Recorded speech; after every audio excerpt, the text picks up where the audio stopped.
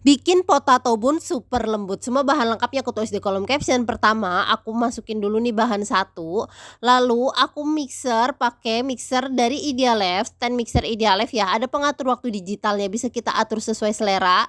Dia nggak cepet panas ya bun, dan kapasitasnya gede banget. Next, masukin bahan 2, lalu mixer lagi sampai dia kalis elastis. Tambahin air dikit, terus kalau udah kalis kayak begini, tandanya dia udah bagus ya, lalu kita diamkan selama 30 menit, tutup pakai serbet lembab yang bersih. Kempiskan, bagi rata sesuai selera, aku bagi 9, masing-masing 73 gram. Lalu aku bentuk kayak begini ya, kalian kalau mau dibuletin aja juga nggak apa-apa.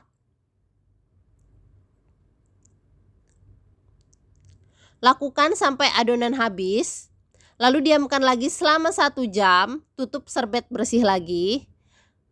Taburi tepung terigu. Next, aku oven pakai air fryer 6 in 1 by Idealef, tapi pakai mode oven selama 20 menit suhu 160 derajat, api atas bawah. Udah mateng, kita angkat, siap disajiin deh potato bunnya. Ini enak, lembut banget, cocok banget buat temen ngeteh ataupun buat sarapan. Yuk bikin!